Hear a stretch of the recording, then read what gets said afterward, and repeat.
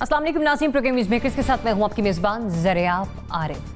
नाज़रीन, 6 रोज़ से मय्यतें रखे शहदा के लवाहिकीन जो वज़ीर आज़म की आमद और उनके पुरसे का इंतज़ार कर रहे थे, आज उन बदकिस्मत ख़ानदानों और शहदा की मय्यतें एक ब्लैक मेलिंग का तरीक़ाकार मालूम हुई।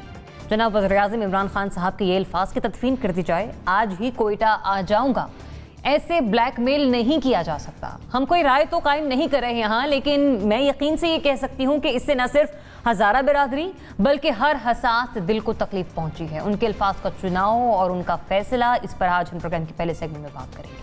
दूसरा ये कि प्रोग्राम में आगे चलकर बात पाकिस्तान पीपल्स पार्टी के इंट्रा पार्टी इलेक्शंस की, जिसमें बिलावल भुट्टो जरदारी साहब एक बार फिर बिला मुकाबला 4 साल के लिए पार्टी चेयरमैन मुंतखब हुए हैं। वो जमात जो जमहूरियत की सबसे बड़ी दावेदार है, हर जमहूरी हक और जमहूरी निज़ाम हुकूमत का अलम बुलंद करती आई है, वो आज खुद एक तरफा फैसले से अपनी क़यादत का इंतखाब कैसे कर बैठी? क्या यही जमहूरियत है? और आखिर में शामिल करेंगे वो सर्वे रिपोर्ट जिसके मुताबिक लॉकडाउन की वजह से 1,70,70,000 घरानों का ज़रिया माश मुतासिर हुआ।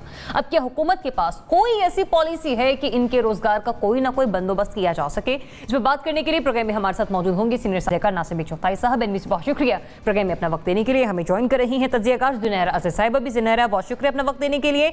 सहाफ़ी तज्जियाकार इब्राहिम राजा साहब भी आज के प्रोग्राम में हमारे साथ शामिल गुफ्तगू होंगे। तज्जियाकार आसमा वदूद साहिबा भी हमें ज्वाइन कर रही हैं। Asma, thanks for joining us. Anchor person तज्जियाकार मोना आलम साहिबा भी आज के प्रोग्राम में हमारे साथ शामिल गुफ्तगू हैं। तो बात कर लेते हैं सबसे पहले prime minister of Pakistan Imran Khan साहब के उस बयान के हवाले से कि जिस बयान के बाद न सिर्फ अपोजिशन बल्कि सियासी हलकों में, समाजी हलकों में वो बयान जो है एक मुतनाज़ हैसियत अख्तियार कर चुका है। प्राइम मिनिस्टर ने किन अल्फाज का चुनाव किया, ज़रा उन्हीं की ज़बानी सुनिए। कल तक सब डिमांड्स मान चुके हैं, जो भी डिमांड्स उन्होंने की हम सब मान चुके हैं। उनकी एक ये डिमांड है कि जी प्राइम मिनिस्टर आए तो फिर हम लोगों लाशों को दफनाएंगे। मैंने उनको मैसेज पहुंचाई है कि देखें, जब सब डिमांड्स भी आपकी मान ली हैं तो ये डिमांड करना कि हम दफनाएंगे नहीं जब तक प्राइम मिनिस्टर आए ना, ये किसी भी मुल्क के प्राइम मिनिस्टर को इस तरह की ब्लैकमेल नहीं करते। अगर आज अब उनको दफनाते हैं, मैं आज कोयटा जाता हूँ और लवाहिकीन को मिलता हूँ। जितना वज़ीर आज़म ने कह दिया उसके बाद मुझे शायद कुछ कहने की ज़रूरत नहीं है। हाँ, अलबत्ता हमारे तज्जियाकार उनके इस बयान को किस निगाह से देख रहे हैं, उनके नज़दीक ये बयान बेहतर है या नहीं है, और उनका ये फैसला कि तदफीन कर दी जाए वो कोयटा आ जाएंगे। तो नासिर चौथाई साहब फरमाइएगा, ये वज़ीर आज़म का जो फैसला है तदफीन कोयटा ना जाने का, आप समझते हैं फैसला दुरुस्त है उनका? देखिए, पिछले प्रोग्राम में तो हमने कहा था कि उनको फ़ौरन जाना चाहिए था। आज मैं फिर कह रहा हूँ कि उनको पहले रोज़ जाना चाहिए था, क्योंकि वो उससे पहले जा चुके थे। वो रिवायत कायम कर चुके थे इस बात की कि वो पहले एक बार जा चुके थे। वहाँ उन्होंने ऐलान किया था कि हमारे दौर में अगर ऐसा खुदा न ख्वास्ता हुआ तो हम ये बहाने नहीं बनाएंगे कि भारत ने किया और उसने किया, हम जिम्मेदारों को लटका देंगे। ये वादा करके आए थे। वो तकरीरें मौजूद हैं, गूगल पे मौजूद है, सब कुछ मौजूद है।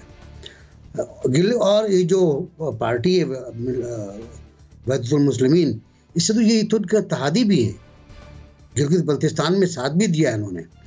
अब आज ये कहना 5-6 दिन के बाद के ब्लैकमेलिंग हो रही है, ब्लैकमेल ना किया जाए, मैं तदफीन के बाद आ जाऊंगा, बहुत हर्ट हुए हैं लोग। मैं सबको जानता हूँ, हमारे ज़ाहिर है मीडिया में तो हर तरह के लोग हैं, हर मकतब के लोग हैं, दोस्तों में भी। इस वक्त भी सूरत आ रही है कि कराची में मैं समझता हूँ 3-4 लाख अफराद इलाकों में फंसे हुए हैं, धरने जारी हैं। धरनों के बारे में बाद में बात कर लेंगे हम, लेकिन ये कि प्राइम मिनिस्टर ने ये कहकर एक अजीब व गरीब माहौल को जन्म दिया है, और वो माहौल उनके अपने मौक़िफ़ के ख़िलाफ़ है, अपने पहले कई बातों के ख़िलाफ़ है। अच्छा, इससे पहले 2018 में भी वाक़या हुआ था, तो आर्मी चीफ गए थे, तो क्या आर्मी चीफ ब्लैकमेल हुए थे? एक सवाल ये है। और उससे पहले 2013 में जब राजा परवेज़ अशरफ की हुकूमत, बिल्कुल, तो वो खुद गए थे और जाके उन्होंने अपनी सूबाई हुकूमत को बरतरफ कर दिया था कि उस वक्त 100 अफराद शहीद हुए थे वहाँ पर। तो अच्छा, तीसरी आज जो एक कैंपेन लॉन्च हो रही है, वो कुछ ऐसे मुतालबात की है जो बड़े हैरत अंगेज़ हैं कि वो मुतालबे किए गए। तो पहले तो हुकूमत जाए ना जाए अब कोई फ़र्क नहीं पड़ता, ना जाए बेहतर है। अब क्योंकि इतना दिल बुरा लोगों का हो चुका है। मेरा तो मशवरा ये है कोयटा वालों को, आज़ाद बिरादरी वालों को, कि आप सब्र करें, तदफीन करें और दुआ करें उनकी मग़फ़रत के लिए, सबकी मग़फ़रत के लिए, और सबकी कोई आजमाइश में ना आए। बुरा वक्त है उनके लिए। उसमें जो गैर मुल्की हैं, अगर अफ़गानिस्तान मांग रहा है तो जाए ना हुकूमत पाकिस्तान, हवाले करे अफ़गानिस्तान को। उनमें 3 के बारे में कहा जाता है कि वो गैर कानूनी तौर पर आए, तो वो कैसे आ गए भाई? आपके बॉर्डर बंद नहीं है, आपने बार्दी लगाई हुई है, वो स्नीकिंग हुए ताकि जॉब की उन्होंने। तो मेरा ख्याल है प्राइम मिनिस्टर का जो आज का बयान है बहुत अफसोसनाक। मतलब आप कह रहे हैं कि एक तो ये कि उनका फैसला दुरुस्त नहीं है, ऊपर से इस बयान देने के बाद उनका जाना ना जाना एक बराबर हो गया। वो चले भी जाते तो शायद वो तासीर ना रहे उनके जाने की। ठीक, जुनेरा किस तरह से देख रहे हैं आप इस स्टेटमेंट को जो प्राइम मिनिस्टर ने दी? कोयटा ना जाने का फैसला टिल तदफीन, जब तक तदफीन नहीं हो जाती, ठीक कह रहे हैं वो उनके नज़दीक ठीक है? उनके नज़दीक ठीक ही होगा जो उन्होंने ये बात कही है, लेकिन मैं तो इसको किसी भी पॉइंट ऑफ व्यू से डिफेंड नहीं कर सकती, ना मैं करना चाहती हूँ, क्योंकि ये बिल्कुल उसी तरह इस सारे मामले को डील कर रहे हैं जिस तरह मुस्लिम लीग नून ने मॉडल टाउन के वाक़े को डील किया था। जो बेहिस्सी होती है ना गवर्नमेंट में जब आप बैठे होते हैं, वो एक आम इंसान के तौर पे, एक आम कलेक्टिव ऑर्डर के तौर पे शायद उतनी नोटिस ना होती हो जो जब आप किसी पोजीशन ऑफ स्ट्रेंथ पे होते हैं, जब आप उस वक्त दिखाते हैं तो उससे क्या रिपल इफ़ेक्ट जाता है और उसके इफ़ेक्ट्स कहाँ कहाँ नज़र आएंगे आपको। मेरे ख्याल है ये जजमेंट कॉल गलत दे गए हैं prime minister. On the top of it, अगर आपसे गलती हो जाए, आप इंसान हैं, गलती हो जाती है।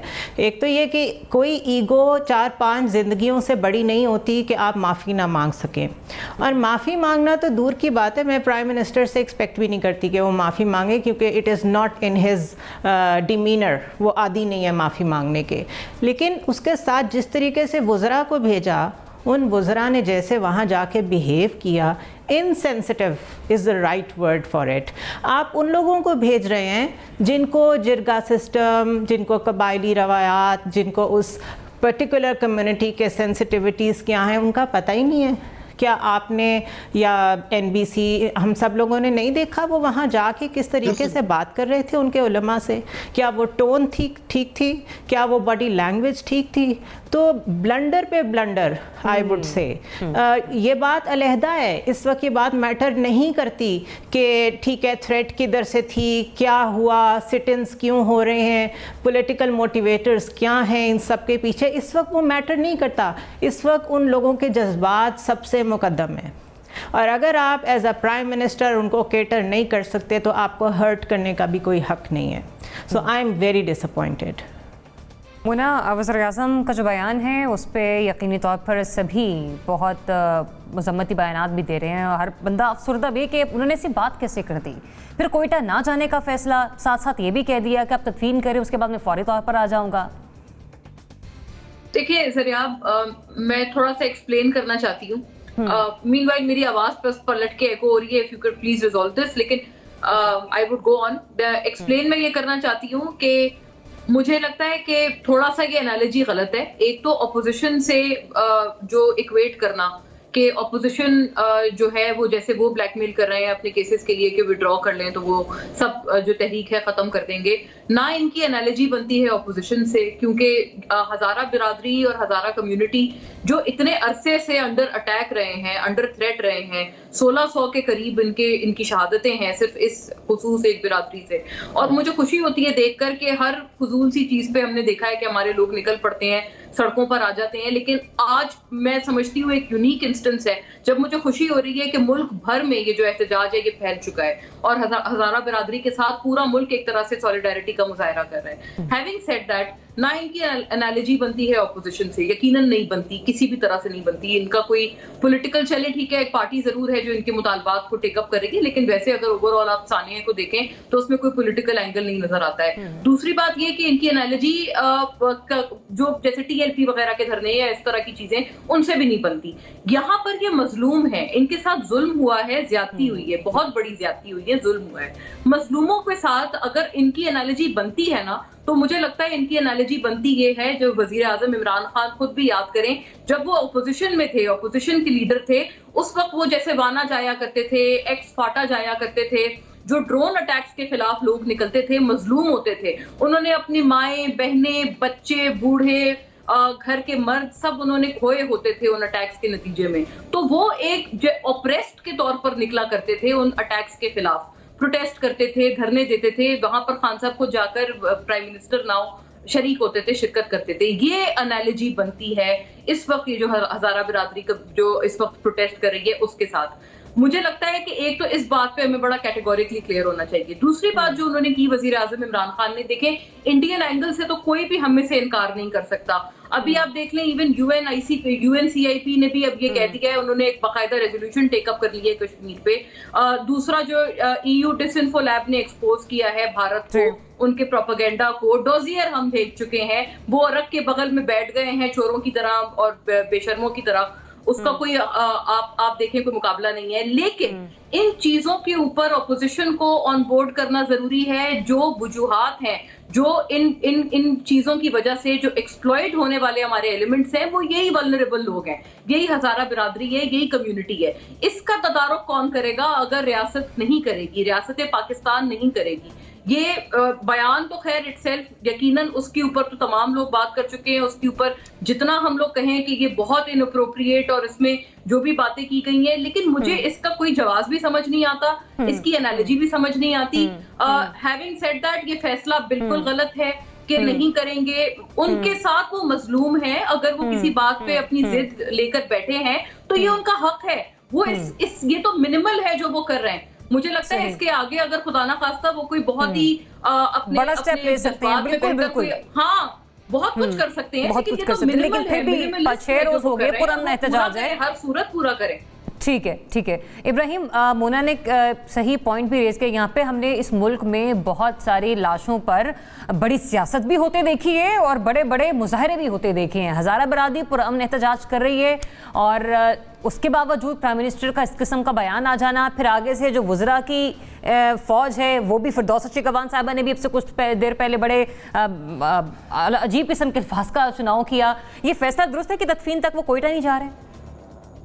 देखें, वज़ीर आज़म ऑफिस में और जो वज़ीर आज़म का प्रेस सेक्रेटरी होता है और उनकी जो प्रेस टीम होती है, वो एक फ़ाइल रोज़ाना प्राइम मिनिस्टर के टेबल पे रखते हैं PM ऑफिस में, और वो फ़ाइल होती है अखबारात की मुख्तलिफ क्लिपिंग्स, ताकि प्राइम मिनिस्टर को पता चले कि हुकूमत के बारे में और उनके बारे में आवाम की क्या राय है, क्योंकि मीडिया जो है वो आवाम की आरा का आयनादार होता है। और जब से ये इलेक्ट्रॉनिक मीडिया आया है तो एक डिजिटल फ़ाइल भी बनती है, और ये मियां नवाज शरीफ के दौर में भी डेली बनती थी, और उस वक्त भी हमें PM ऑफिस के ज़राए यही बताते थे कि कोई ख़ास जो है वो उस पर तवज्जो नहीं देते थे।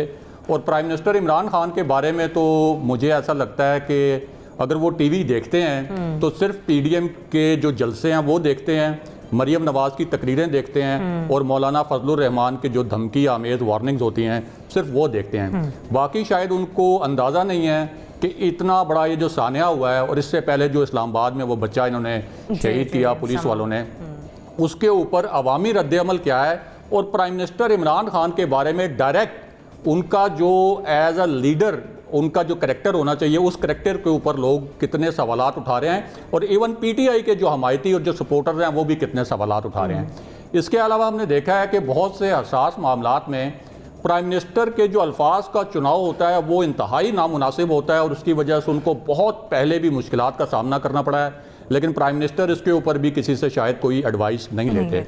अभी यहाँ प्राइम मिनिस्टर जो हैं वो ट्वीट करते हैं कि न्यूजीलैंड की जो प्रीमियर हैं, जो उनके प्राइम मिनिस्टर हैं जैसिंडा, उनका कितना ज़बरदस्त करैक्टर था कि उन्होंने वहाँ जो मस्जिद में शहीद हुए मुसलमान, कैसे जाके उनके साथ हमदर्दी का इज़हार किया, और वो एक रोल मॉडल हैं। तुर्क सदर के बारे में यहाँ बैठ के ट्वीट्स करते हैं, लेकिन ये साथ कोयटा है, आपको 1 घंटे की फ़्लाइट लेनी है, आपके पास स्पेशल प्लेन मौजूद हैं, आप उस धरने में नहीं जाना चाहते। एक तो मैं आपको बताऊं कि ये तासुर गलत है कि कोई सिक्योरिटी रिस्क वाला वहाँ पे मैटर है, बहुत हमारी हैवी वहाँ पे डिप्लॉयमेंट है, किस आर्मी की कोई सिक्योरिटी मैटर वहाँ पे नहीं है। आप गवर्नर हाउस चले जाएं, आप कोर कमांडर हाउस चले जाएं, अगर आपको बहुत ज़्यादा सिक्योरिटी थ्रेट है, आप वहाँ इनके नुमाइंदों को बुला लें। अगर आप ये चाहते हैं कि आप जाके धरने के अंदर ना बैठें किसी सिक्योरिटी रीजन की वजह से, आप वहाँ बुला लें और उसके आधे पौने घंटे बाद आप उनको टाइम दे दें और वो बेचारे जो ज़िबा हुई लाशें हैं उनके लिए जो ब्लैकमेल करने के आप अल्फाज इस्तेमाल कर रहे हैं उनके बजाय उनको वहाँ तसल्ली के 2 अल्फाज दे दें और उसके बाद वो प्यारे अपने वो दफनाएं। आप इमेजिन करें कि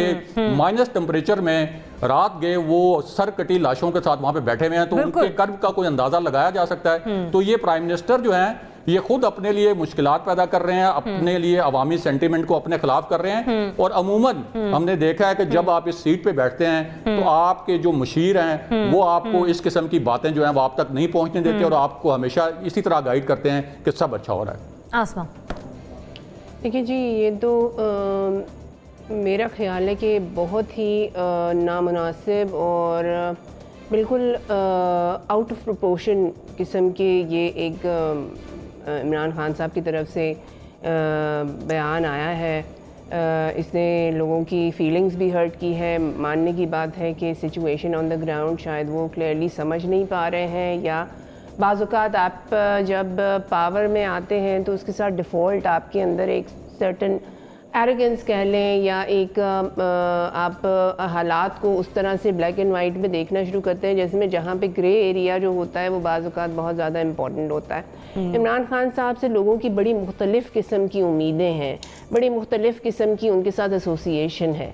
उनके बारे में जो उनका फॉलोअर है वो एक ट्रेडिशनल वोटर नहीं है कि अगर आपने उन्होंने अपनी commitment they the for life, जैसे पीपल पार्टी कि आप जियाला कॉन्सेप्ट है ना, वो पीटीआई में नहीं चलता।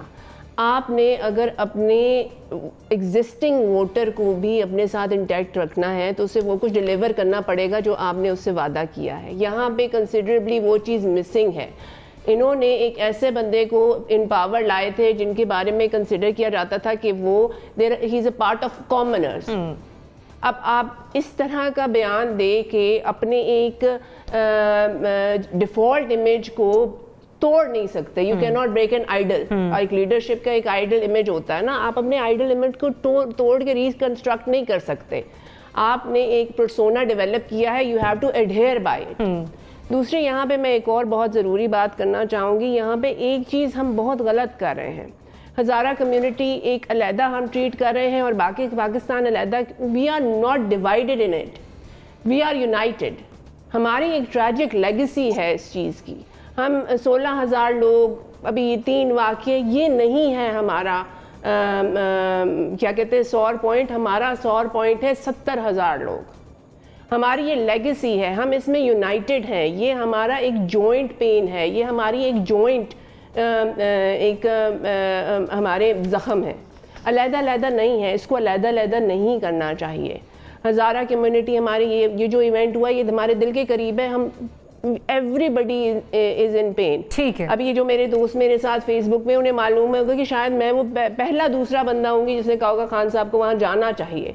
लेकिन अगैन यूनिटी हमें चाहिए, यहाँ पे डिवीजन, एक्सक्लूसिवनेस नहीं। We are united in this. ये हमारा एक म्यूचुअल पेन है। ठीक है। और वज़ीर-ए-आज़म एक तो पहले 6 रोज़ हो गए वहाँ पर नहीं जा सकी, और आज जिस तरह का उनकी तरफ से बयान दिया गया है यकीनी तौर पर उसने हर शख्सियत को मुतासिर किया है। हर वो शख्स जो उनसे तवक्को वाबस्ता रख रहा था कि वो एज सून एज पॉसिबल जाएंगे। वज़रा की जानिब से कहा जा रहा था कि उनका जो शेड्यूल है उससे थोड़ा सा हसास रखा जा रहा है। बताया नहीं जा रहा है कि वो किस दिन वहाँ के लिए परवाज़ भरेंगे। लेकिन जिस किस्म का बयान अब उनकी जानिब से दे दिया गया है उसके बाद नासिर बिचुक्ता साहब ये कह रहे हैं कि अगर अब वो चले भी जाते हैं तो वो तासीर जो उनके इस बयान से पहले थी जाने की शायद अब वो नहीं रहेगी। कि प्राइम मिनिस्टर अब क्या फैसला करते हैं, आया कि वो वाकई कुछ लोगों की तनकीद को सुनकर या लोगों के जज्बात को सुनकर जाते हैं, या फिर वाकई हज़ारा बरादरी को उनके आने से पहले ही तदफीन करना होगी। आगे बढ़ते हैं, कुछ पॉलिटिकल मामलात के हवाले से बात करते हैं। 6 जनवरी को पीपल्स पार्टी के इंट्रा पार्टी इंतखाबात मुनक्किद हुए जिसमें chairman Peoples Party, secretary general, secretary इत्तलात और सेक्रेटरी फाइनेंस बिला मुकाबला मुंतखब हुआ। पार्टी में से इन शख्सियात के अलावा किसी भी ओहदे के लिए कागजात जमा करवाए ही नहीं गए। लेकिन हम ये देख सकते हैं कि आने वाले 4 सालों के लिए बिलावल भुट्टो जरदारी साहब पार्टी की बागडोर संभालेंगे और इसके साथ साथ जो 3 नशिस्तें मैंने भी आपको गिनवाई हैं, वहाँ पर भी बिला मुकाबले इंतखाब हुआ है। लेकिन सवाल यहाँ पर ये इंपॉर्टेंट है कि पाकिस्तान पीपल्स पार्टी जो कि जमहूरियत के नारे बुलंद करती आई है, जमहूरी हकूक़ के लिए आवाज़ लगाती है, आज ऐसा क्या हुआ कि उसकी जब पार्टी में इंतखाबात होते हैं तो वहाँ पर कोई दूसरा फरीक जो है आकर अपनी दरख्वास्त या कागजात भी जमा नहीं करवाता। ज़ुनैरा, आपसे आगाज़ कर रही हूँ, बताइएगा ये जो इंतखाब हुआ, इंट्रा पार्टी इलेक्शन, ये जमहूरी रवैया, जमहूरी अंदाज आपको इसमें नज़र आया पाकिस्तान पीपल्स पार्टी की तरफ से? देखिए, एक बड़ा कॉमन सा प्रोवर्ब है कि don't preach what you don't practice yourself, कि आप वो चीज़ मत कहें जो आप खुद नहीं करते।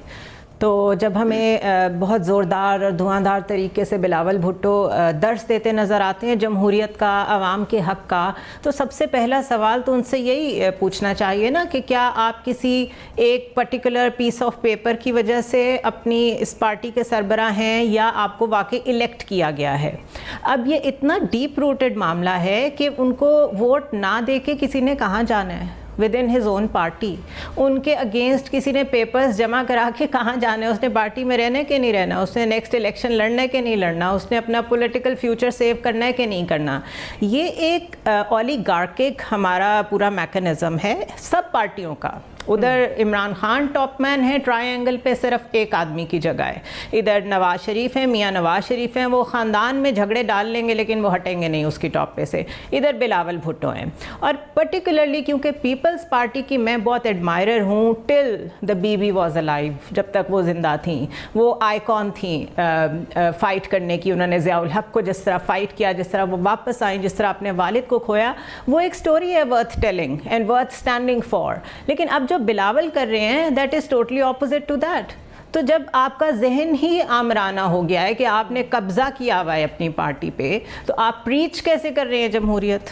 तो ये खोखले लोग हैं, हॉलो मैन कहते हैं इनको, कि ये बाहर जाके सिर्फ खोखले नारे लगाते हैं। एंड आई एम सॉरी, हम लोग भी इतने बेवकूफ़ हैं, बाय हम आई मीन द अवाम, कि बस जो ज्याला है वो फॉर एवर ज्याला है, उसको कभी रियलाइजेशन नहीं होगी कि this is time to change the path या ट्राई अनदर पाथ। चलें आप चांस लेके देख लें, हो सकता है दूसरे लोग बेहतर हों। सो ये जो जिसे कहते हैं ना, इसको कॉलोनियल हैंगओवर कहूंगी मैं, कि बस हमें कोई चाहिए जिसके पीछे चलना है, हम खुद सोचना नहीं चाहते। तो ये वो डायलेमा है जिसे बिलावल भुट्टो जैसे लोग कैश कराते हैं।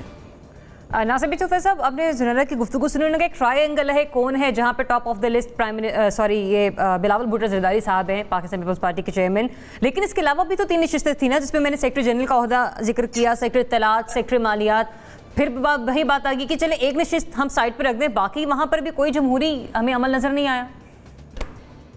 क्या मासूमियत है, वाह, बहुत इतना मासूम नहीं होना चाहिए वो एंकर को। मैं ये कह रहा था कि मैं कहाँ से शुरू करूँ, समझ नहीं आ रहा। अभी ज़ुनैरा ने हैंगओवर की बात की, एक हैंगओवर टूटा है सब कॉन्टिनेंट में, और वो इंडिया में, जहाँ मोदी आया है कांग्रेस का हैंगओवर तोड़कर, और बड़ी ताकत से आया, दूसरी बार आया। हमारे यहाँ जुल्फ़िकार अली भुट्टो ने तोड़ा था, और जुल्फ़िकार अली भुट्टो कमाल का आदमी था, बेनज़ीर। बिल्कुल आई एग्री विद ज़ुनैरा, क्या बताऊँ उनके बारे में, खैर छोड़ें, पूरी किताब है वो तो एक। उसके बाद तीसरी तीसरी जनरेशन है पीपल्स पार्टी की। नवाज शरीफ मुस्लिम लीग की तो पहली जनरेशन चल रही है, इमरान खान की पहली जनरेशन चल रही है। अब 3 पार्टियां ऐसी हैं जिनको मैं एक साइड में कहूँगा 1 मिनट के लिए। एक जमात इस्लामी है। जमात इस्लामी में एक सिस्टम है, उसे आप कुछ भी कह रहे हैं, शोराइयत का, क्यों इंतखाब होता है उनके यहाँ, उनके यहाँ एक ग्रुप, एक पैनल बनता है अमीरों के लिए कि ये अमीर मुंतखब हो सकते हैं, आप किसी को मुंतखब कर लें। तो उनमें से एक आदमी मुंतखब हो जाता है, वोट पड़ते हैं बाकायदा, लेकिन वो महदूद वोट होते हैं, वो अरकान के होते हैं। वो एक ग्रुप उनके यहाँ मुत्तफिक का होता है, मुत्तफिक के वोट नहीं होते, मेरा ख्याल है अरकान के वोट होते हैं। पीपल्स पार्टी में कभी इंतखाबात नहीं हुए, एक हुजूम था, ये हुजूम आशिकां था, जियाउल्लाह का हुजूम था, चलता रहा ऐसे चलता रहा। फिर जब इलेक्शन कमीशन का मसला आया तो उन्होंने एक सिस्टम बनाया अपना इंतखाबात का। पहले तो देखिए ना, ये पीपल्स पार्टी अलग है, एक पीपल्स पार्टी पार्लियामेंट में, वो पार्लियामेंटेरियन है, दोनों अलग अलग रजिस्टर्ड है, तो इनका एक बड़ा फ़र्क है। तो उनके भी इंतखाबात होते हैं कमरे में बैठकर, इनके भी इंतखाबात होते हैं कमरे में बैठकर। मुस्लिम लीग नून एक ऑडिटोरियम में जाती है, ऐलान करती है मंजूर है, कहते मंजूर है, नवाज शरीफ बैठे होते थे, अब मरियम हुआ करेंगी, वहाँ इंतखाबात जो आता है और उसको कबूल कर लिया जाता है। सबसे अच्छे इंतखाबात पीटीआई के हुए थे। मैं तस्लीम करता हूँ, मैं कबूल करता हूँ आपको कि पीटीआई ने इंतखाबी मंशूर में जो इंतखाब का वादा किया था वो पूरा किया, 2 बार पूरा किया, लेकिन दोनों बार इमरान खान ने उनके रिजल्ट्स को वीटो कर दिया, तो वहां भी आमरीत आ गई। जस्टिस वजीउद्दीन इलेक्शन कमिश्नर थे, क्या चाहिए इसके अलावा आपको? फिर जस्टिस वजीउद्दीन ने खुद भी पार्टी छोड़ दी।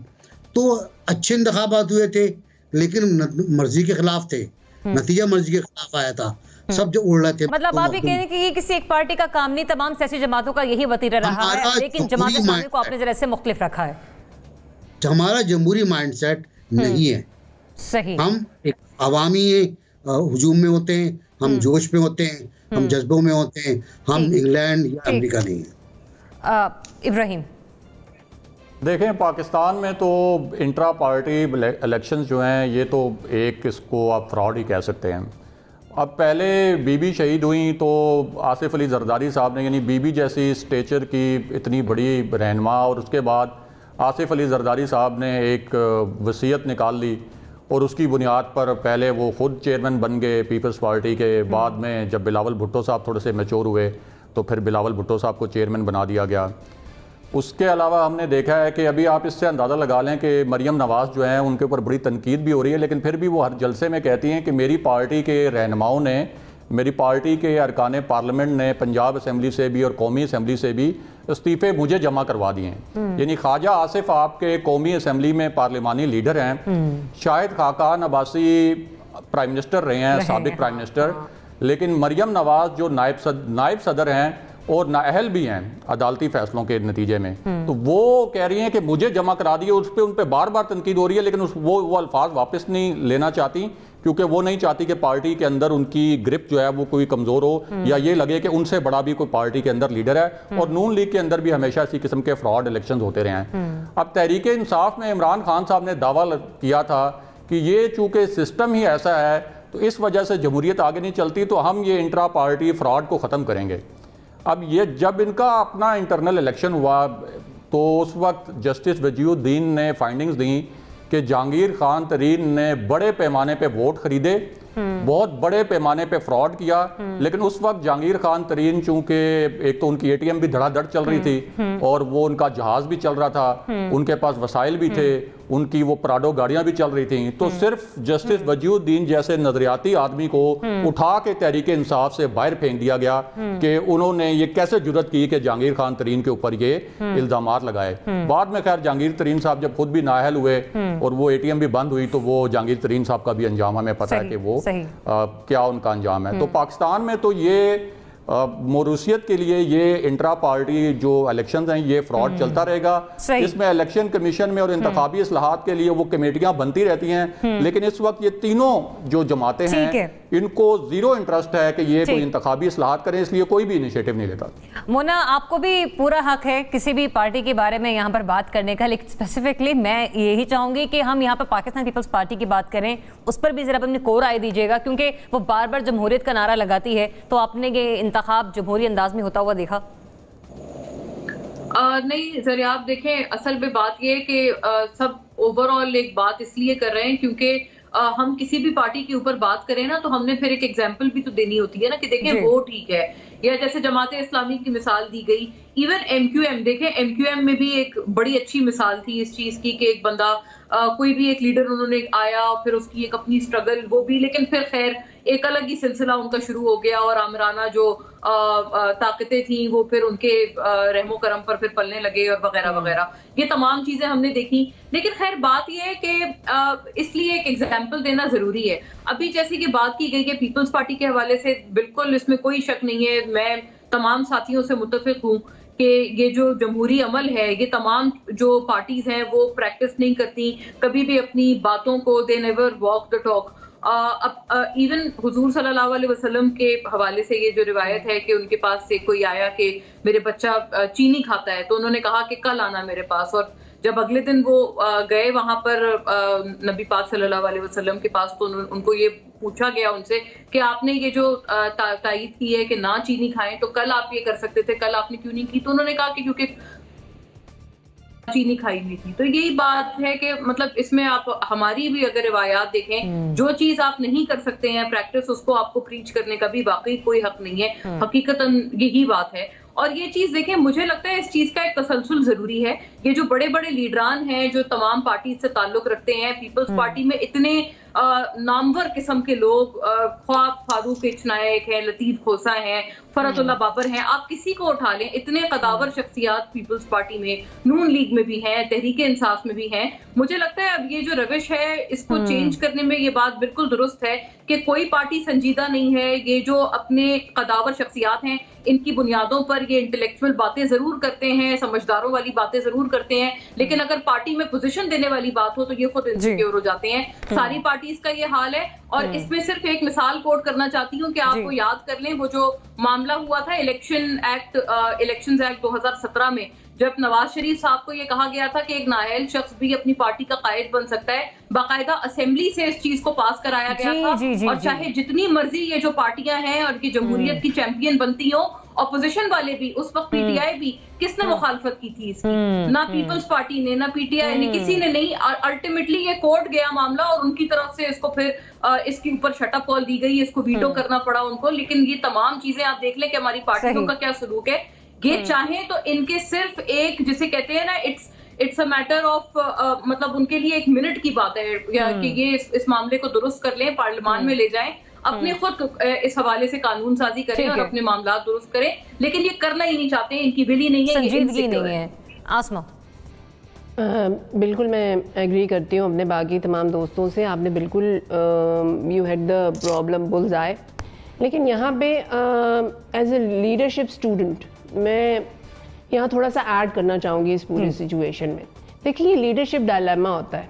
आप जब एक बंदा जब इस पोजीशन पे होता है ना, तो वो बाज़ औक़ात एक ऐसे नॉस्टैल्जिक थॉट्स में फंस जाता है जहाँ पे वो से अपने सेकंड टियर और थर्ड टियर लीडर्स अपने साथी नहीं, बल्कि अपने वो लोग जो पोटेंशली आगे जाके आपको रिप्लेस कर सके, हम सिर्फ उस आंख से उसे देख रहे होते हैं। और ये किसी भी पॉलिटिकल साइंस में अगर हम इसे देखें तो ये किसी भी पार्टी का इख्तिताम होता है। कभी भी एक ख़ानदान, एक लीडर आपकी पार्टी को नहीं चला सकता। अगर ये हो सकता, इसी तरीके से ये सिचुएशन इसी तरह कंटिन्यू हो सकती, तो आज इंडिया की हालत ये ना होती, कांग्रेस की हालत ये ना होती। वो एक बिल्कुल एक नॉन एंटिटी होकर रह गई है एक ऐसे मुल्क में जहाँ पे उसने सालहा रूल किया है, because second year third year leader नहीं थी। हमारे पास भी ट्रेजिकली पीपल पार्टी से ही ये रिवायत स्टार्ट हुई। भुट्टो साहब बहुत डायनामिक लीडर थे, मगर वो भी इस इनसिक्योरिटी का शिकार हुए। तो ये वहीं से ये एक लेगेसी चलती चली आ रही है। और आप देखिए जिस तरीके से ये दो बड़ी पार्टियां वीक होती चली जा रही हैं, इसमें बाकी तमाम चीज़ें अपनी जगह, लेकिन अपने leader, second year third year leader पे फोकस ना करना, उसका 90% हाथ है, 10% हाथ किसी और चीज़ का होगा। डायनामिक लोग हैं, बेमिसाल लोग हैं इन लोगों के साथ, लेकिन उन्हें हाईलाइट नहीं किया जाता, उन्हें सामने लाके लोगों के सामने प्रेजेंट नहीं किया जाता, उनके साथ वो लीडरशिप वाला कनेक्शन डेवलप करने नहीं दिया जाता आवाम को। और ये चीज़ हमें एक ऐसी एक डेड एंड पे लेके जा रही है स्लोली और ग्रेजुअली, जिससे इन पार्टियों को तो नुकसान होगा, लेकिन एज ए नेशन हमें नुकसान होगा। जब when you are left with one party rule, उसके कितने डिसएडवांटेजेस होते हैं, ये आपकी हिस्ट्री भरी पड़ी है। ठीक है। तो ये एक ऐसा एक हमने अपने इन लोगों ने तो अपने सेल्फ इंटरेस्ट के लिए, लेकिन ऑन द लार्जर अगर लार्जर कैनवस पे आप देखें तो इससे बेसिकली मतलब आप कह रहे हैं कि सिर्फ पार्टी नुकसान नहीं, इससे मुल्क को कौम दोनों का नुकसान है, क्योंकि लीडरशिप हमारे पास नहीं बचती। पीछे एनबीसी और जुनैरा आप क्विकली कमेंट ऐड करना चाह रहे हैं, मैं बारी बारी आप दोनों के पास आती, फिर मुझे ब्रेक की तरफ जाना है। NBC first you please. मैं थोड़ा सा रिकॉर्ड ठीक कर दूं अपनी मालूमात की हद तक कि पाकिस्तान में भुट्टो साहब की कोई गलती नहीं थी। भुट्टो साहब तो एक रश में आए थे, एक हुजूम में आए थे और छाते चले गए थे, टाइम ही नहीं मिला उनको, फिर टांग दिया हम लोगों ने उनको। तो उनको टाइम, उसके बाद जो लोग आए उनको चाहिए था, लेकिन उनको भी है। बरसगीर की बात मैं बात फिर कहूँगा कि बरसगीर का जो माइंडसेट है वो बड़ा मुख्तलिफ है। आप अगर मोतीलाल नेहरू से शुरू करें, अगर लोगों ने आपने नाम सुना उनका, नेहरू के वालिद, वो सियासतदान, फिर नेहरू सियासतदान हुए, फिर इंदिरा गांधी हुई, फिर राजीव गांधी, फिर सोनिया गांधी हुई, अब राहुल गांधी और उनकी बहन प्रियंका। इधर बिलावल भुट्टो साहब से आ जाएं तो बिलावल भुट्टो और मुमकिन तौर पर आसिफा भुट्टो आने वाले हैं। तो मुस्लिम लीग ने तो कभी अपने इंतखाबात कराए नहीं पाकिस्तान बनने के बाद से। पाकिस्तान खराबी वहां से आई है। ठीक है, जब खराबी पहली ईद ही गलत रख दी हमने इंतखाबात के, जमहूरी पार्टी के इंतखाब के बारे में, तो सब ने तो काम इंतखाब कराएंगे। क्लियर हो गया आपका पॉइंट। थैंक्स फॉर ज़नेरा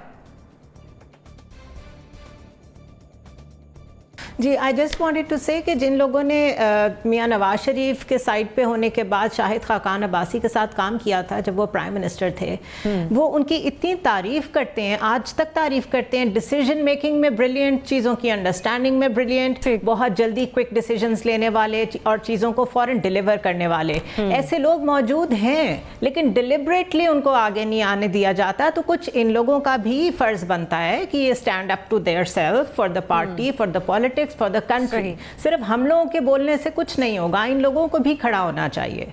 ठीक है, मैं सेगमेंट कंक्लूड करूंगी और सवाल मेरा यह था कि चेयरमैन मुंतखब हुए जरदारी साहब अपने पार्टी के और बाकी 3 ओहदों पर भी बिला मुकाबला जो है वो शख्सियत बराजमान होगी। क्या जमहूरी अंदाज में जो है वो इंतखाबात हुए पाकिस्तान पीपल्स पार्टी के इंफ्रा इलेक्शन, तो सभी पार्टिसिपेंट्स का कहना है कि ना सिर्फ पाकिस्तान पीपल्स पार्टी इसमें कसूरवार है, बल्कि पाकिस्तान की 2 डिफरेंट जो मकबूल जमातें हैं, जिसमें पाकिस्तान मुस्लिम लीग नून और पाकिस्तान तहरीक इंसाफ, उसका भी यही हाल है, क्योंकि इक़्तिदार की कलई अपने हाथों में रखने की रवायत को तोड़ने में कोई भी सियासी पार्टी संजीदा नहीं है। मुझे बढ़ने एक ब्रेक की तरफ, स्टे ट्यून्ड।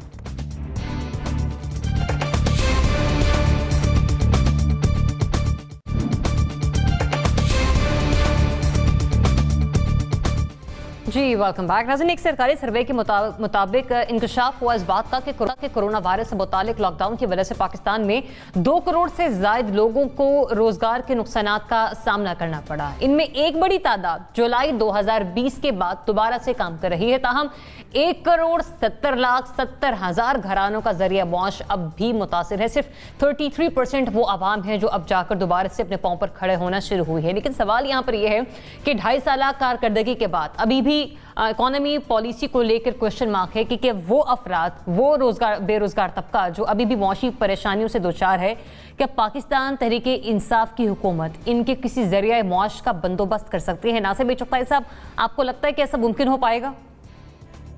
नहीं, मेरा ख्याल है अभी नहीं। अभी तो इस हुकूमत को अपने आप को संभालने में टाइम लग रहा है। अभी तो ये तय करना है ना कोयटा जाए ना जाए, इस पर ही बात हो रही है 6-7 दिन से। तो जो बुनियादी इस्लाहात हैं, बुनियादी रिफॉर्म्स हैं जो उनके मंशूर में वादा किया गया था, अभी उन पर भी कोई बात नहीं हो पाई है। पुलिस रिफॉर्म्स का कुछ पता नहीं है, लोकल बॉडीज़ के इंतखाबात किस तरह होंगे उसका कुछ पता नहीं है, आपकी इकनॉमिक रिफॉर्म्स का पता नहीं। एक्सपोर्ट पॉलिसी आपकी आई है, आरजी वाली आई है, उसकी बड़ी वाह हो रही है और बड़ा उससे फ़ायदा हो रहा है, एक्सपोर्ट के में इजाफा हो रहा है। लेकिन कब तक होगा, क्योंकि आपकी दरामदी पॉलिसी वो ख़राब है। आपका करंट अकाउंट डिफिसिट जो था वो ख़त्म हो गया, सरप्लस में चला गया, लेकिन तिजारती खसारा, ट्रेड डेफिसिट तो मौजूद है आपका। आपके जो रिजर्व्स हैं ज़र मुबादला के, वो कर्जे भी लिए हुए, चंदा लिए हुए, वो तो शुक्र करें आप अपने पाकिस्तानी भाइयों को जो बाहर रहते हैं कि 2.2, 2.3, 2.5 बिलियन वो आपको देते रहते हैं। अच्छा, ये कोरोना से पहले जो बेरोजगारी हुई थी, हमने उसका जिक्र भी किया था कि इतनी बेरोजगारी है, इतने बेरोजगार हो गए।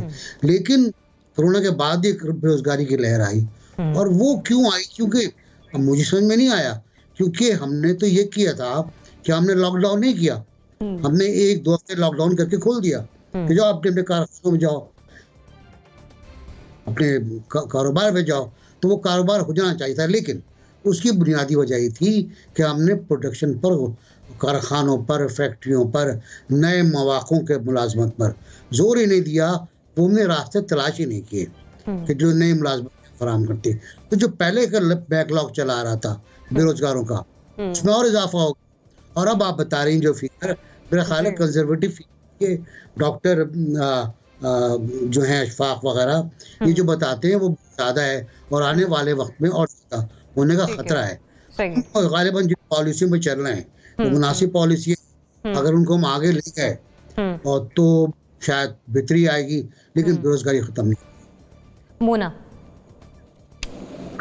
2-3 जाविये हैं इसके। एक तो बात ये बिल्कुल सही है, मैं इससे मुत्तफिक 100% हूँ कि मुझे लगता है बहुत सारी एनर्जीज हमारी सर्व हो रही हैं दूसरी तरफ। जितने इस वक्त हमारे पास मुल्क में माइंड्स है ना, मुझे ये फील होता है कि वो तमाम मईशत पर से जो एक ध्यान था या जो तवज्जो थी जो बहुत ज्यादा थी, और अच्छी बातें ज्यादा थी, वो बिल्कुल डिविएट हो गए हैं। वो अब जाहिर है दूसरी तरफ लग गए। सियासी तरह जो है, सियासी महाज पर जो है वो तमाम की एनर्जीज लग रही हैं। अपोजिशन भी उस तरफ शुरू हो गए। पहले तो ये था कि अपोजिशन भी देखें तनकीद करते थे तो मईशत या मुआशी जो अशारिये थे उनके ऊपर करते थे। अच्छी बात है, मुझे तो ये एक हेल्दी ट्रेंड लगता है जब भी ऐसे अपोजिशन करे और फिर गवर्नमेंट उसको अंडू करने की कोशिश करे। इस दफा भी हमें ये चीज नजर आ रही थी, लेकिन अब अपोजिशन भी उस तरफ से हट गए, गवर्नमेंट भी उस तरफ से हट गए, और एक जो डिस्ट्रैक्शन है वो मुझे लगता है सियासी जो महाज है वो हो गया है। और फिर जाहिर है ये इतना बड़ा सानेहा क्वेटा में हुआ है, ये भी एक बहुत बड़ी वजह है। यकीनन ऐसे होते हुए मुझे नहीं लगता कि एनर्जीज इस तरफ लग रही हैं कि मईशत का इस वक्त हमारी क्या हाल है, और ये भी एक बहुत, मैं समझती हूँ, परेशान कुन पहलू है जिसकी तरफ हमें ध्यान करना चाहिए या रुख करना चाहिए। तरसीलात हमारी बढ़ी हैं, प्राइम मिनिस्टर ने आज ट्वीट किया है, लेकिन उसकी बहुत बड़ी वजह यह है कि जो दुनिया भर में लॉकडाउन लगा है कोरोना वायरस की वजह से, उसकी वजह से ही पाकिस्तानी अपने जो एक्सपैट हैं हमारे, वो हम अपनी जॉब्स लूज कर रहे हैं। एक तो उनका एक इन्फ्लक्स है जो पाकिस्तान आ रहा है, और फिर वो यही सूरत हाल क्योंकि मुल्क में भी देख रहे हैं, इन्फ्लेशन भी बढ़ती हुई देख रहे हैं, तो वो अपने घर और अपने प्यारों को ज्यादा पैसे बेच रहे हैं। ये उसकी एक बहुत बुनियादी वजह है। तो इसलिए ये कि ये लॉन्ग लास्टिंग ट्रेंड है या नहीं है, मेरे लिए ये बहुत बड़ा सवालिया निशान है। और सिर्फ तरसीलात सिर्फ एक पहलू है, एक्सपोर्ट्स भी बढ़ी हैं, ये एक बहुत अच्छी बात है, ये बड़ी अच्छी खबर है। और उसकी वजह यह है कि कोरोना वायरस पे हमारी हिकमत अमली बहुतों की हिकमत अमली से बहुत बहुत अच्छी रही, बहुत बेहतर। लेकिन फिर भी हैविंग सेड दैट, मुझे लगता है कि अभी हम डिस्ट्रैक्टेड हैं, अभी गालिबन हम ये अपने गोल्स अचीव नहीं कर पाएंगे। मईशत के एतबार से हम सियासी महाज पर अब ज्यादा लग चुके हैं। आसमा, एक तरफ तरसीलात ज़र का एक्सपेक्ट, फिर एक्सपोर्ट्स हमारी बड़ी, इंटरेस्ट रेट कम किया गया कोविड के डेज में, टेक्सटाइल पॉलिसी, और फिर उसके अलावा हमने देखा कि कंस्ट्रक्शन डिपार्टमेंट में भी कुछ तब्दीलियाँ लाई गई। लेकिन इसके बावजूद हालात इतनी जल्दी नहीं बदल सकते बेरोज़गारी के हवाले से। देखिए जी, बेरोज़गारी के हवाले से जो बातें आपने मेंशन की वो बिल्कुल ठीक हैं, लेकिन यहाँ पे एक बहुत ज़रूरी बात है जो हम मिस कर रहे हैं कि we have to look out of the box solution. मैं हमेशा इस बात को एडवोकेट करती हूँ, और ये बहुत सौ को एक दीवाने का ख्वाब लग सकता है, लेकिन हमारे पास ऐसी केस स्टडीज़ हैं। लास्ट टाइम भी इसी प्लेटफॉर्म पे मैंने कहा था, out of the box solution. एक सीधी रास्ते पे चलते हुए हम कभी भी अपनी डेस्टिनी अटेन नहीं कर सकते। ये दुनिया इनोवेशन और क्रिएटिविटी और टेक्नोलॉजी पे बेस्ड है।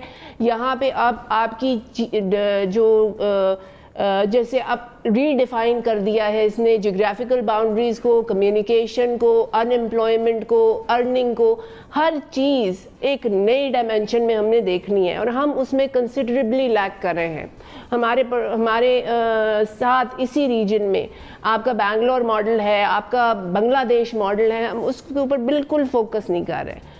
आपका जवान प्रोग्राम है, मैं कोई उसमें मैं उसको ऐसे फॉलो करती हूँ जैसे पहले हम लोग पाकिस्तानी कौम क्रिकेट मैच को फॉलो करती है, मगर उसमें कुछ भी ऐसा नहीं है जिसमें आप अपने लोगों की स्किल डेवलप कर रहे हो, आप उन्हें एक हॉट केक बना रहे हो बाहर के इन्वेस्टर ना सही, बाहर के एम्प्लॉयज़ के लिए।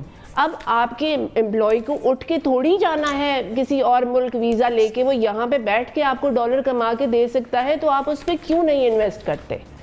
उस पर इन्वेस्ट करें, उसको एम्पावर करें, आपकी इकोनॉमी लिफ्ट अप होगी। जब यहाँ पे आपका हर बच्चा, हर एक स्किल्ड आदमी डॉलर्स में कमाएगा, तो ऑब्वियसली हमें बाहर से, मतलब आप ये कह रहे हैं कि हमें स्किल डेवलपमेंट प्रोग्राम्स की तरफ भी जाना होगा, उसकी तरफ ही जाना पड़ेगा इवेंचुअली। आप कभी भी इस तरह से रेवोल्यूशन नहीं ला सकते, रेवोल्यूशन टेक्नोलॉजी बेस ही आएगा। और अपने जवान प्रोग्राम को सिर्फ चैनलाइज करें, out of the box solution, if you want problem for out, if you want out of this problem. ठीक है, ज़ुनैरा, वज़ीर-ए-आज़म ने बहुत से प्लान लॉन्च किए, उनमें से दो का जिक्र अभी गुज़िश्ता रोज़ भी हुआ कि कोई भूखा नहीं सोएगा, और दूसरा एहसास प्रोग्राम भी, इससे ये मामलात, ये मसाइल का हल नहीं है। आपको इंडस्ट्री को बूम देना होगा। देखिए, जो रिस्क बेस्ड ग्रोथ होती है ना, वो हमेशा लॉन्ग टर्म होती है। अगर आप बिजनेस में रिस्क नहीं ले रहे, अपनी इकोनॉमिक आपकी जो आउटलुक है उसमें रिस्क नहीं ले रहे, जैसे आसमा भी आउट ऑफ द बॉक्स कह रही थी, तो आप जो मर्जी जितने मर्जी टैगलाइंस चला लें एहसास के नाम पे या जवान कामयाब जवान के नाम पे, वो सिर्फ एक बैनर्स या स्लोगन साबित होंगे। दो तरह के मॉडल्स होते हैं बिजनेस में, एक एंटरप्रेन्योरियल होता है और एक आपका टोटल होता है प्रोटेक्शनिस्ट मॉडल। एंटरप्रेन्योरियल में तो क्योंकि स्मॉल एंड मीडियम एंटरप्राइज होता है, वो तो फिर भी किसी हद तक रिस्क लेते हैं, हुकूमत के साथ मिलकर उनके प्रोग्राम्स का फ़ायदा उठाने की कोशिश करते हैं। लेकिन जो बहुत बड़ा चंक है वो प्रोटेक्शनिस्ट मोड में जाता है। वो लोग हैं जो हमारे इलीट्स हैं, जिनके शुगर मिल्स हैं, फ्लोर मिल्स हैं, वो कभी रिस्क नहीं लेना चाहते। वो तो इतने प्रोटेक्शनिस्ट हैं कि उन्होंने, आपको पता है, कहाँ कहाँ जायदादें बना ली हैं।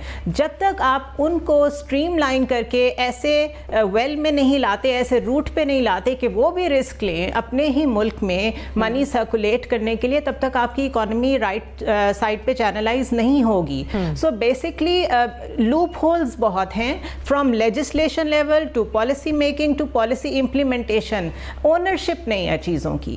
ये सिर्फ शायद नेक्स्ट इलेक्शन देख रहे हैं, ये सिर्फ देख रहे हैं नेक्स्ट टाइम हमने किन चीज़ों को सेल करना है। जब तक ओनरशिप नहीं आएगी कि इस मुल्क की इकोनॉमी को हमने ठीक करना है स्ट्रक्चरल रिफॉर्म से, पहले शब्बर जैदी भाग गए, अब ताबिश गौहर भाग गए हैं, एंड में आपस में इनकी इतनी कॉन्फ्लिक्टिंग चीज़ें हैं जो एक पूरा प्रोग्राम हो सकता है उस पर, जो जितने भी मावन खसूसी हैं, तो इनका जो टनल विजन है to look at the economy, उसको ब्रॉड करने की ज़रूरत। ठीक है। इब्राहिम ज़नारा कह रही हैं कि शायद इनकी निगाह अगले इंतखाबात, अगले इलेक्शन पर है, लेकिन क्या इसी परफॉर्मेंस के साथ अगले इलेक्शन में भी जाया जा सकता है? तो खुद पीटीआई पर एक फिर से क्वेश्चन मार्क आ जाता है। देखें, कोरोना तो आपके पास आया है फेब लास्ट ईयर में, और को मार्च अप्रैल में आप लॉकडाउन की तरफ गए हैं। लेकिन डॉक्टर हफीज़ पाशा, जो बहुत बड़े मालियाती एक्सपर्ट हैं, उन्होंने एक रिसर्च करवाई थी और उसमें उन्होंने बताया था कि पहले साल इस हुकूमत के आने के बाद 20 लाख लोग जो हैं वो बेरोज़गार हो गए थे। तो हमारे यहाँ तो सिर्फ कोरोना का लॉकडाउन नहीं चल रहा, लोगों के लिए आटे का लॉकडाउन भी चलता रहा है, चीनी का लॉकडाउन भी चलता रहा है, पेट्रोल का लॉकडाउन भी चलता रहा है। तो ये सब जो लॉकडाउन है, इसमें आप वो बिजली के जो बड़े महंगे महंगे बिल हैं, जो लोगों की सांस बंद कर रहे हैं, जो गैस के 3-3, 4-4 गुना तक बिल जो हैं वो बढ़ गए हैं, वो भी आप इस लॉकडाउन में शामिल कर लें, तो इसमें तो कोई पॉजिटिविटी मईशत में नज़र नहीं आती। अब आ जाएं आप कि ये जो प्राइम मिनिस्टर के टेक्नोक्रेट्स हैं ना कैबिनेट में, ये उनको बड़े ही खुशनुमा किस्म के डिजिट्स के साथ खिलाते हैं और प्राइम मिनिस्टर इनके कहने पे वो ट्वीट्स भी कर देते हैं। यानी सारे आप लोगों को ये बताते हैं कि जो मैक्रो आपके इंडिकेटर्स हैं उनके बारे में आप लोगों को खुशखबरियाँ सुनाते हैं। आप कह रहे हैं कि जी हमारी एक्सपोर्ट बढ़ गई। इसके अलावा आप हर रोज़ एक खुशखबरी ये सुनाते हैं कि हमारा जो फिस्कल बजट फिस्कल था, ट्रेड डेफिसिट, वो भी कम हो गया, और हम जो हैं ये डेफिसिट कम करने की वजह से हमारी इकॉनमी जो है वो इतने कोरोना के दौर में भी आगे बढ़ रही है। लेकिन आप लोगों से ये नहीं पूछते कि 3 साल के अंदर लोगों की बाइंग पावर किधर चली गई है, परचेजिंग पावर किधर चली गई है। आपकी मिडिल क्लास जो है वो लोअर क्लास में चली गई है। लोअर क्लास को आपने रियासत मदीना के नाम पर आपने पनागाहों में घुसा दिया है, और अब ये यानी ऐसा लगता है प्राइम मिनिस्टर सारी होप अपनी खत्म कर चुके हैं। अब वो कह रहे हैं कि मैं सिर्फ गरीबों का प्राइम मिनिस्टर हूँ, कोई एलीट का या मिडिल क्लास का या लोअर मिडिल क्लास का नहीं। यानी सिर्फ ये है कि प्रायोरिटी ये है कि लोगों को पनागाहों में रोटी मिलती है। तो माइक्रो इंडिकेटर्स लोगों को चाहिए, लोगों को ग्राउंड के ऊपर क्या रिलीफ। ठीक है, लेकिन मैं हैरान हूं कि वज़ीर-ए-आज़म, अगर आप बात कर भी रहे हैं कि टेक्नोक्रेट्स उन्हें अच्छे अदाद-ओ-शुमार बताते तो न जाने वो कौन सा खबरनामा देखते हैं जिसमें उन्हें आवाम की तकलीफ या आवाम की दुहाई नजर नहीं आती, और वो क्यों आवाम से गाफिल दिखाई देते हैं। इतनी बड़ी तादाद में लोगों का ज़रिया मुआश बंद हो चुका है। एज सून एज पॉसिबल इस पर कोई ना कोई इनिशिएट होना चाहिए। इजाजत दीजिए, अल्लाह हाफ़िज़।